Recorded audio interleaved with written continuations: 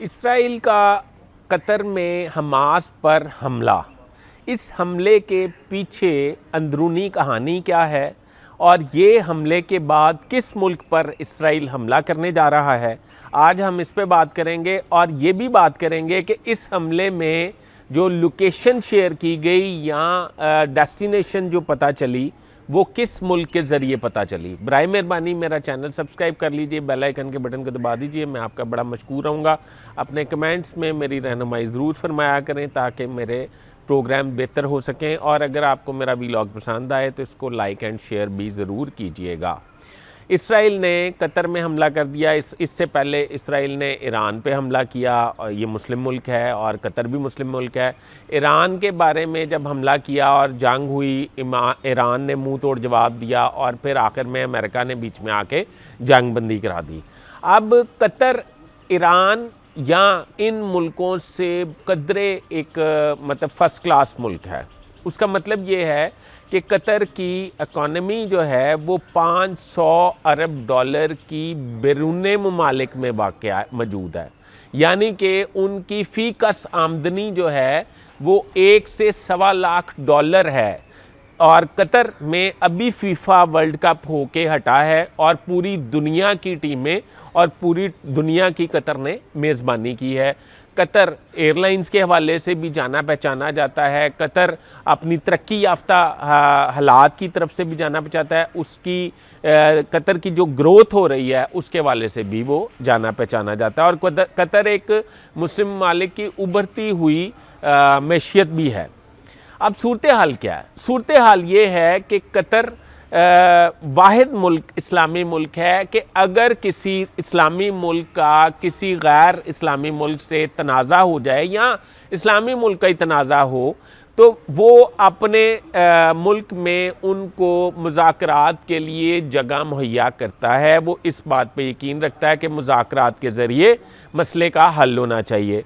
आपको याद होगा कि माजी में तालिबान का हेड ऑफिस भी कतर में मौजूद था। अब हमास और हमास का क्या ना सिर्फ घर हैं वहाँ पे रहनुमाओं के, बल्कि वहाँ पे वो उनके ऑफिस भी हैं। अब हमास की एक मीटिंग हो रही थी और वो मीटिंग में इसराइल की तरफ से हमला किया गया जिसमें 6 लोग शहीद हो गए और बहुत सारे ज़ख्मी भी हुए। ये मीटिंग डोनाल्ड ट्रंप की कहने पर मुनक्किद की गई थी या अरेंज की गई थी। डोनाल्ड ट्रंप का ये ख्याल था कि गज़ा और इसराइल में जंगबंदी होनी चाहिए और इस पे हमास जो है वो अपने शुरका से इस पे मुशावरत कर रही थी और इसराइल के साथ मुज़ाकरात के लिए मतलब चार्टर्ड इख्तियार कर रहे थे। उस मीटिंग पे हमला हुआ, पहले ये समझ लें। इस्राएली वज़ीर आज़म कहते हैं कि हमास के पास 45 के करीब यरगमाली हैं जो इसराइली हैं, यहूदी हैं। उनको अगर फौरी रिहा कर दिया जाए तो इसराइल गज़ा में ऑपरेशन नहीं करेगा। पर मुझे इसमें कोई सदाकत नहीं लगती क्योंकि इसराइली वज़ीर आज़म नेतन्याहू जो हैं वो गाहे बगाहे ऐसे झूठ पर मबनी बयानात देते रहते हैं और फिर वो अपने बयानात पर कायम भी नहीं रहते। अब सूरत हाल ये है कि जब उधर हमला हुआ, अब हमास भी उसके जवाब में कोई कार्रवाई करेगा। अब उसके बाद ये अमेरिकन थिंक टैंक ये कहते पाए जा रहे हैं कि कतर पर हमला सिर्फ इस बुनियाद पे किया गया कि वहाँ हमास के रहनुमा की मौजूदगी थी और वहाँ पे उनके घर भी थे जिस वजह से कतर पर हमला किया गया। अब ये सवाल अगर सामने रखें तो फिर थिंक टैंक्स की ये बात भी दुरुस्त होती नज़र आ रही है कि इसराइल का अगला टारगेट तुर्किया हो सकता है क्योंकि तुर्किया में भी तालिबान और हमास के रहनुमाओं की रहाइश गाहें हैं और तुर्किया में भी वो उनकी आमदोरफ्त ज़्यादा रहती है।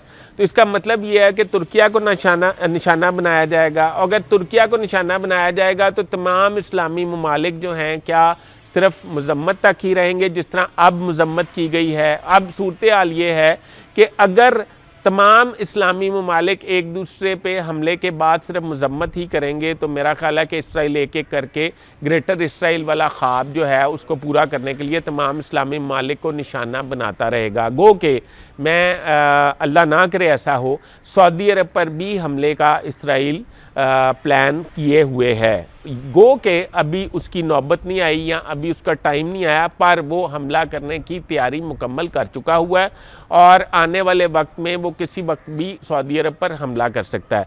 ईरान से भी उनकी जंग बंदी हुई है।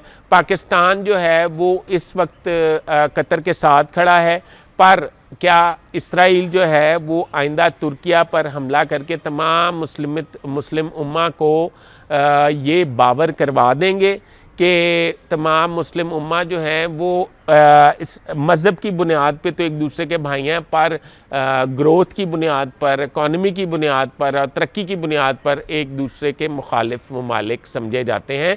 और इसराइल इस वजह से तमाम मुस्लिम ममालिक में डिवाइड एंड रूल कर रहा है।